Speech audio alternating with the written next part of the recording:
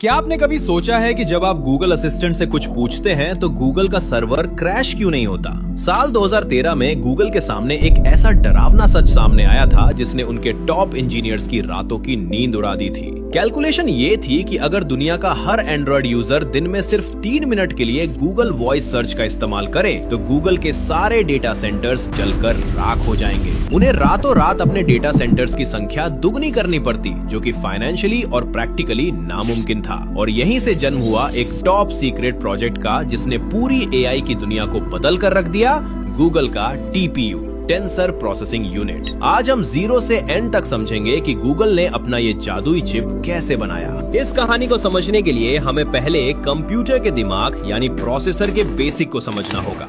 हमारा normal CPU, central processing unit, एक multi tasker chef cook की तरह है। वो चाय, पिज्जा, दाल चावल सब बना सकता है, लेकिन हर काम को एक एक करके करेगा। वहीं दूसरी तरफ है GPU, graphics processing unit. GPU एक ऐसा शेफ है जो बहुत सारी डिश नहीं बना सकता, लेकिन वो एक ही बार में 100 रोटियां एक साथ सेक सकता है, यानी ये पैरेलल प्रोसेसिंग करता है। शुरुआत में एआई, आर्टिफिशियल इंटेलिजेंस और मशीन लर्निंग के लिए जीपीयू का ही इस्तेमाल होने लगा, लेकिन एआई मॉडल्स इतनी तेजी से बड़े हो रहे थे कि सीपीयू और जीपीयू दोनों धीमे और महंगे पड़ने लगे। टेक की दुनिया का मशहूर मूर का नियम, जो कहता था कि हर 2 साल में चिप्स दोगुनी पावरफुल हो जाएंगी, वो भी अब धीमा पड़ रहा था। गूगल को समझ आ गया था कि आर्म प्रोसेसर अब एआई का बोझ नहीं उठा सकते। अब वापस चलते हैं 2013 के उस वॉइस सर्च क्राइसिस पर। जब गूगल ने स्पीच रिकॉग्निशन को अपने स्मार्टफोन्स में रोल आउट किया तो उन्हें एक कड़वी सच्चाई पता चली। इस एआई को चलाने के लिए जो कंप्यूटिंग पावर चाहिए थी वो आम सर्वर के बस की बात नहीं थी। अगर यूजर्स हर दिन सिर्फ 3 मिनट वॉइस सर्च करते तो गूगल को दुनिया भर में मौजूद अपने विशाल डेटा सेंटर्स की संख्या रातों रात डबल करनी पड़ती।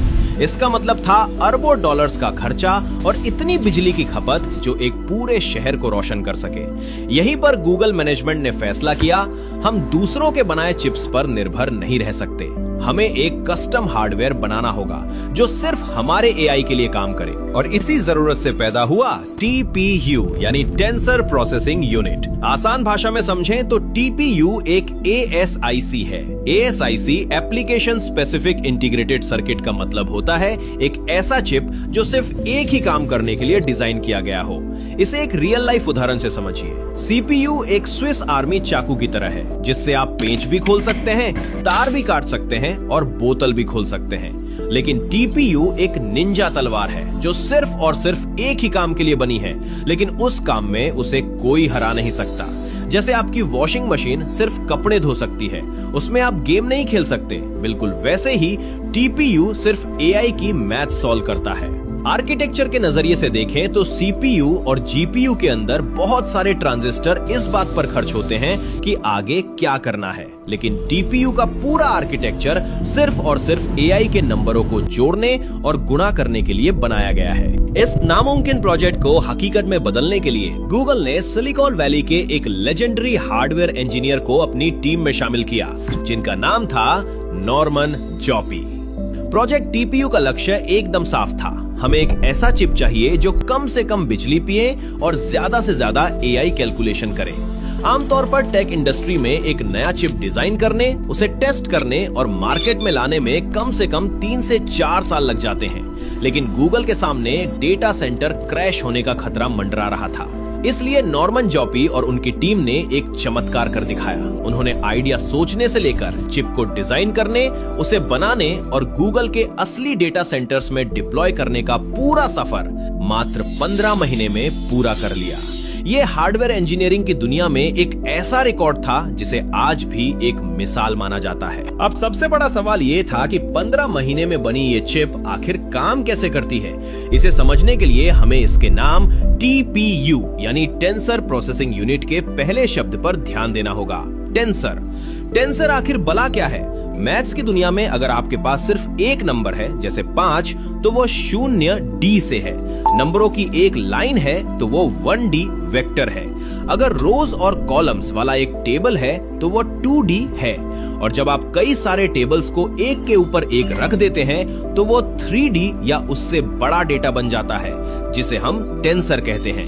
आसान भाषा में कहें तो एआई को जब कोई फोटो या आवाज समझनी होती है तो वो उसे इन्हीं टेंसर्स बड़े बड़े ब्लॉक्स में बदल देता है।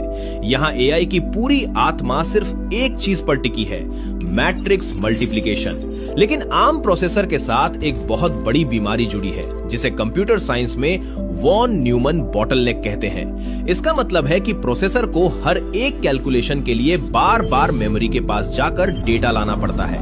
सोचिए एक ऐसा शेफ है जिसे हर एक डिश बनाने के लिए बार बार किचन से बाहर जाकर गोदाम से नमक या मसाले लाने पड़ रहे हैं। इसमें काम कम और भाग दौड़ में टाइम ज्यादा वेस्ट होता है। टीपीयू को इस बीमारी का इलाज करना था। इस वॉन न्यूमन बॉटलनेक को खत्म करने के लिए गूगल ने टीपीयू के अंदर एक मास्टरपीस डिजाइन डाला, जिसे कहते हैं सिस्टोलिक अरे। सिस्टोलिक शब्द मेडिकल साइंस से लिया गया है, जिसका मतलब है दिल का धड़कना। जैसे हमारा दिल खून को पंप करके नसों के जरिए पूरे शरीर में एक फ्लो में भेजता है, बिल्कुल वैसे ही टीपीयू का सिस्टोलिक अरे डेटा को चिप के अंदर एक ग्रिड में पंप करता है। सीपीयू एक नंबर लेता है, उसे गुणा करता है और मेमोरी में वापस रख देता है। लेकिन टीपीयू में नंबर एक बार मेमोरी से निकलता है और एक असेंबली लाइन से गुजरता हुआ बिना रुके लगातार गुणा और जुड़ता चला जाता है, एक ही बार में लाखों कैलकुलेशंस। स्पीड को और बढ़ाने के लिए गूगल ने एक और जीनियस ट्रिक लगाई, क्वांटाइजेशन। मान लीजिए आपको 10.12345 का गुणा करना है। आम प्रोसेसर एकदम सटीक कैलकुलेशन करने में टाइम लगाता है, लेकिन एआई को इतनी सटीकता की जरूरत नहीं होती। गूगल ने कहा, पॉइंट के बाद के नंबर छोड़ो, सिर्फ 10 मानकर 8 बिट में मैथ सॉल्व करो। जैसे दुकानदार आपको 100 रुपए 50 पैसे की जगह सिर्फ 100 रुपए देने को कहता है। सटीकता थोड़ी सी कम हुई, लेकिन चिप की स्पीड लाखों गुना बढ़ गई। अब चलिए पहले TPU V1 का ढक्कन खोलकर देखते हैं कि अंदर क्या क्या है। इसके दिल में लगा है MMU, मैट्रिक्स मल्टीप्लाई यूनिट। ये कोई छोटा मोटा कैलकुलेटर नहीं है, बल्कि 256 गुणा 256 नंबर्स का एक विशाल ग्रिड है, जो सिर्फ 8 बिट वाले गुणा करता है। यानी ये एक ही झटके में 65,000 से ज्यादा मैथ्स की प्रॉब्लम सॉल्व कर देता है। और वो जो मेमोरी बार बार बाहर से लाने की दिक्कत थी ना, उसे सॉल्व करने के लिए गूगल ने चिप के बिल्कुल बगल में ही 24 मेगाबाइट का एक यूनिफाइड बफर बना दिया। ये एक सुपर फास्ट SRAM मेमोरी है, ताकि चिप को डेटा के लिए इंतजार न करना पड़े। टीपीयू का instruction set CISC, complex instruction set computer design पर काम करता है। मतलब इसे बस एक छोटा सा कमांड दो और ये अंदर ही अंदर हजारों कैलकुलेशन खुद कर लेता है। और सबसे मजेदार बात, गूगल ने कोई नया कंप्यूटर नहीं बनाया था। उन्होंने इस टीपीयू को एक ऐसे कार्ड पर सेट किया जो सर्वर के PCIe बस में लग सके। मतलब डेटा सेंटर के काम सर्वर्स में इसे वैसे ही प्लग एंड प्ले किया जा सकता था, जैसे आप अपने घर के कंप्यूटर में ग्राफिक्स कार्ड या हार्ड डिस्क लगाते हैं। लेकिन दोस्तों, एक बात याद रखिए, दुनिया का सबसे बेहतरीन हार्डवेयर भी बिना सॉफ्टवेयर के बस एक लोहे और सिलिकॉन का खाली डिब्बा है। टीपीयू से बात कैसे की जाए? यही एंट्री होती है गूगल के ब्रह्मास्त्र की, टेंसरफ्लो। टेंसरफ्लो एक सॉफ्टवेयर फ्रेमवर्क है जिसे गूगल ने खास तौर पर एआई और मशीन लर्निंग के लिए बनाया। लेकिन हम इंसान जो कोड टेंसरफ्लो में लिखते हैं वो तो अंग्रेजी जैसी भाषा में होता है, उसे ये हार्डवेयर कैसे समझेगा? इसके लिए गूगल ने एक ट्रांसलेटर बनाया जिसका नाम है XLA, यानी एक्सेलरेटेड लीनियर अलजेब्रा कंपाइलर है। XLA का काम है हमारे लिखे हुए एआई मॉडल्स और कोड को लेना, उसे ऑप्टिमाइज करना और फिर उसे टीपीयू की मशीनी भाषा में बदल देना। XLA के बिना टीपीयू को पता ही नहीं चलेगा कि उसे करना क्या है। सॉफ्टवेयर और हार्डवेयर का यह परफेक्ट तालमेल ही टीपीयू की असली ताकत है। दोस्तों, 2015 में जो पहला टीपीयू बना था वो सिर्फ एआई को इस्तेमाल करने के लिए था। मतलब अगर एआई को पहले से कुछ आता है तो वो उसका जवाब दे सकता था, लेकिन ये एआई को नई चीजें सिखा नहीं सकता था। गूगल को पता था कि असली गेम तो एआई को ट्रेन करने में है, इसलिए 2017 और 2018 में गूगल ने बनाए TPU V2 और V3। ये चिप्स इतने पावरफुल थे कि ये एआई को ट्रेन भी कर सकते थे। इसके लिए गूगल ने एक नया मैथ्स का फॉर्मूला इजाद किया जिसे bfloat16 कहा गया। ये 16 बिट का एक ऐसा जादुई नंबर फॉर्मेट था जिसने ट्रेनिंग की स्पीड को पंख लगा दिए। लेकिन एक दिक्कत हो गई, ये चिप्स काम करते हुए इतने ज्यादा गर्म हो जाते थे कि इन्हें ठंडा रखने के लिए नॉर्मल पंखे काम नहीं आए। गूगल को चिप्स के ऊपर से पानी की पाइप्स गुजारनी पड़ी जिसे लिक्विड कूलिंग कहते हैं। और आज गूगल के पास TPU V4 और V5P जैसे मॉन्स्टर चिप्स हैं। ये इतने एडवांस्ड हैं कि ये आपस में कॉपर की तारों से बात नहीं करते बल्कि OCS का इस्तेमाल करते हैं, यानी लेजर की रोशनी के जरिए डेटा ट्रांसफर। और इनका डिजाइन एक 3D टोरस टोपोलॉजी में होता है, मतलब हर चिप अपने आसपास के चिप से एक 3D जाल में सीधे जुड़ी होती है, जिससे डेटा के ट्रैफिक जाम का कोई चांस ही नहीं रहता। अब अगर आपको दुनिया का सबसे बड़ा एआई मॉडल बनाना है तो एक चिप या 10 चिप से काम नहीं चलेगा, आपको चाहिए एक सुपर कंप्यूटर। इसलिए गूगल ने हजारों TPUs को एक साथ जोड़कर एक विशाल नेटवर्क बनाया जिसे नाम दिया गया TPU पॉड्स। आप एक TPU पॉड को एक विशाल डिजिटल दिमाग की तरह सोच सकते हैं जिसमें हजारों छोटे छोटे दिमाग एक साथ मिलकर काम कर रहे हैं। आज आप गूगल का जो भी एडवांस एआई यूज करते हैं, चाहे वो जेमिनी हो या पैम, वो सब रातों रात स्मार्ट नहीं हुए हैं। उन्होंने इन्हीं दानवाकार TPU पॉड्स के अंदर महीनों तक ट्रेनिंग ली है, तब जाकर वो इंसानों की तरह सोच और बात कर पा रहे हैं। इस कस्टम चिप का हमारी दुनिया पर क्या इम्पैक्ट पड़ा?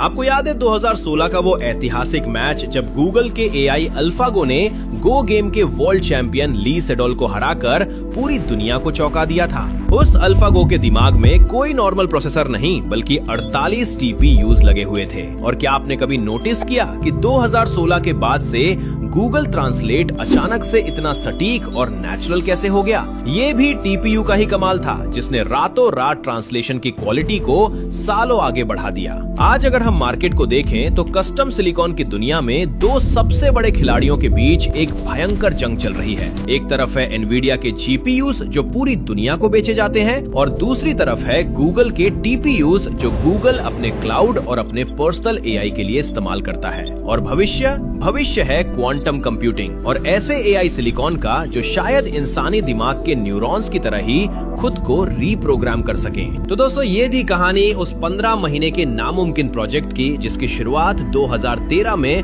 वॉइस सर्च के एक क्राइसिस से हुई थी। गूगल को डर था कि उनके सर्वर्स क्रैश हो जाएंगे, लेकिन उस डर ने जन्म दिया TPU को और TPU ने जन्म दिया आज की एआई क्रांति को। गूगल ने दुनिया को यह साबित कर दिया कि जब एक बेहतरीन सॉफ्टवेयर को उसके खुद के डिजाइन किए हुए हार्डवेयर का साथ मिलता है तो वो टेक्नोलॉजी का जादू बन जाता है।